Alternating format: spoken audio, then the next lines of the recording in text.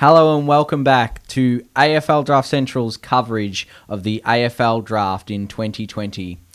I'm Chief Editor Peter Williams, and once again I'm joined by AFL Draft Editor Michael Alvaro and one of our draft analysts, Ed Pascoe. Guys, it's been a fantastic draft so far. Like, we had obviously national draft last night and we've had rookie draft today. It's been a really big period. So how have you sort of found it? Like, excited to sort of talk about it? Yeah, I mean, definitely excited to talk about it as much as it dragged on. I mean, we had plenty of action sort of with the picks themselves. So, a lot to digest, and I guess we're still sort of wading through it now with the rookie draft just happening at the time of recording. So, yeah, exciting stuff, Ed. You about the same? Yeah, there's a lot of relief. It's been a long year for all of us. Like, we haven't been able to get to many games, but we've still been writing, we've still been watching Vision, and we've still been doing all that. So it's a lot of relief, but still a lot of excitement for the draft that just happened and the draft's yet to come. Today we're going to be running through a few topics, and today the first topic is natural footballer up against the athlete debate. Now, we obviously saw a bit of a trend in this year's draft, and it has been the last few years. So, Michael, give us a bit of an insight into that, comparison and what went down sort of last night particularly. Yeah, I mean, I think we're finding in general that the athlete or athletic traits are, looked at a lot more in drafts, and fans are sort of tending to notice that and arguing that the natural footballers should be gaining a little more attention. And I mean, it's justified, and we've had a few of those filter through the rookie draft today just recently. So, I mean, you look at the top end guys like Nicholas Cox and Zach Reid, who went off to Essendon.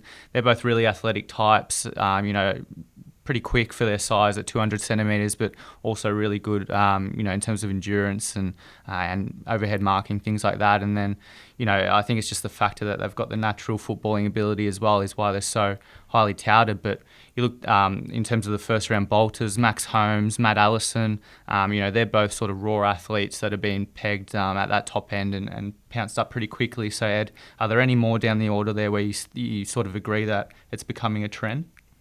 Yeah, I think there are a lot of clubs, they're looking at their projection as well at how players will develop, especially for those Victorians that missed that year. That's why you're seeing the likes of Holmes and Allison. They saw them doing a bit better. And as we touch on with the the football versus athleticism part of it, like you said about Reid and Cox, they've actually shown some good football now. So usually, even though you could say, some of these players have been missing out even though they don't have the athleticism, but some of these players getting taken have athleticism and football ability. So, yeah, you can kind of see why.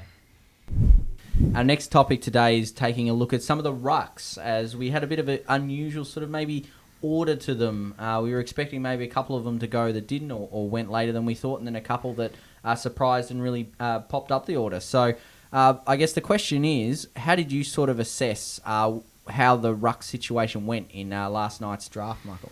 Yeah, I mean, we had a few that missed out, didn't we? So obviously clubs sort of see them most of the time as those developing types where they're not at the top end. Riley Thilthorpe would probably be the most recognised ruck in the top 10 there. Obviously more of a key forward anyway. So apart from that, Shannon Neal would have been one of the first taken there with Geelong's pick. And then, guys like Max Heath, Callan Lane, they missed out. So, I mean, there's plenty, Ed, that we thought might have gone, but might just need a little more time in the system to develop. I think the other thing as well is clubs are probably looking towards the mid-season draft next year, just seeing how their ruck stocks feel. I mean, usually rucks are getting injured, so, it's a wait and see, especially with those Victorian ones who have missed a full year. I mean, you look at someone like Samson Ryan, who got taken by Richmond. He has played a full season of football, so he's ready to go. So that's also in their thinking. The next topic we're going to take a look at today is looking at the small forwards who really came back in vogue, I feel like. The late second round, we saw the likes of James Rowe, Corey Durden really kick us off, and then we had a few more that popped up right down through till today's rookie draft. So I guess just taking a look at the small forwards that popped up, was that something that we saw coming later in the draft, or was it something that maybe was a bit of a surprise? Yeah, I mean, they're the sort of role players, I think, nowadays that clubs can sort of, plug and play. They can probably come in straight away and play a role. Even in the first round, guys like Jake Bowie and Bailey Laurie for Melbourne, they'll probably end up being small forwards in the short term and then develop more up the field, maybe on a wing in the long term with their ball use. So you look at Beau McCreary for Collingwood, they don't really have a genuine small forward who can play that role potentially straight away. Ed, any more that you sort of had your eye on and liked the look of?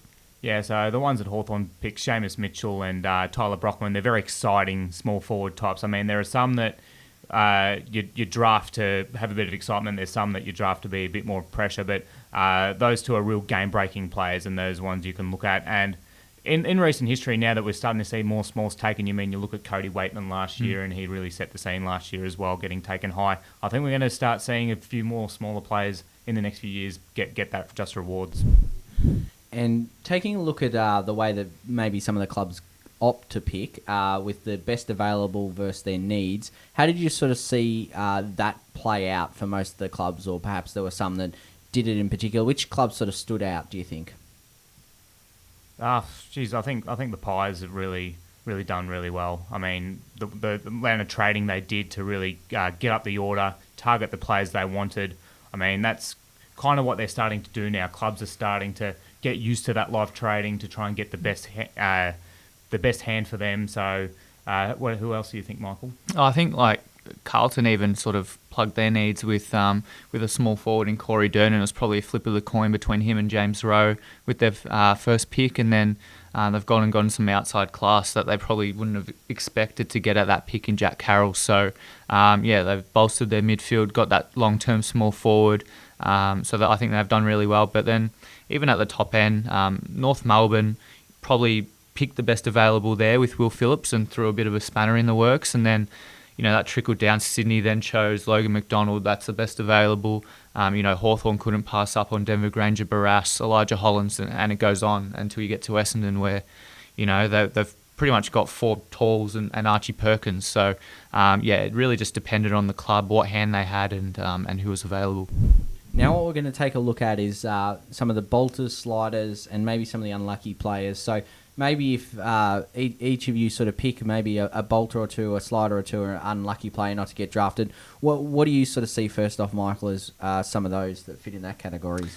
Yeah, I mean, the bolter, the obvious one really is Luke Pedlar with pick 11, straight off the bat after the top 10. We'd done our coverage last night and sort of recapped the top 10, and then, the Crows chose Pedlar with GWS and Freo lurking there. So, that was a great pick. And looking at the first round, Ryan Angwin as well for GWS. He's another one, sort of bolt out of the blue, and one who's been compared to Xavier Dersma, where, they're both from, I think, Foster down Gippy Way. So, similarities there. And, Ed, I know there's plenty more in the bolter category in terms of sliders. I mentioned Jack Carroll as well in a previous segment there. I think he's absolutely quality. What do you reckon? Yeah, from the bolters, it's got to be a lot of the Victorians like your Max Holmes and Matt Allison as well. So they're ones that haven't played too much footy this year, but I mean they have those athletic traits. They're a nice size.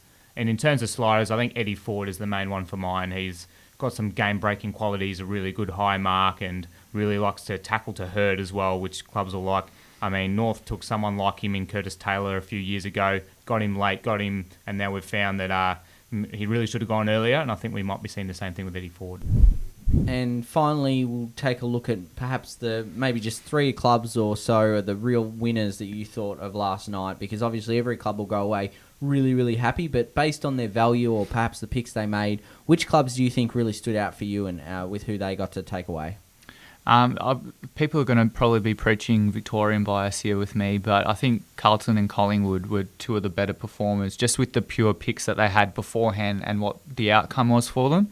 And then you have to talk about a club like Essendon as well with their 3 top teners. And then obviously I think they've built that spine really with the talls in the long term. So Nick Cox, Archie Perkins in the mix there, Zach Reid, and the 2 NGAs, I think they've set up pretty well long term. Did you see it any differently, Ed? Yeah, a lot of those clubs did really well. I think most clubs did. I think the Crows, they really went out and got what they needed. They've got a few really good local talents, a lot of tough and uncompromising talents as well, like Berry and Pedlar. They're 2 of the hardest players at the ball. They're going to add a lot of leadership qualities to that side. You've got a bit of excitement with Braden Cook and James Rowe as a small forward who can come in and play straight away. And, I mean, they in the preseason draft, they just grab Haitley, who's an absolute star midfielder who will plug and play round 1 for them as well. And that's pretty much wraps up our segment for today, taking a look at the draft trends. Make sure you check out, we're going to have club-by-club analysis coming out shortly, but For now, I hope you've enjoyed the draft coverage, and we'll talk to you again soon.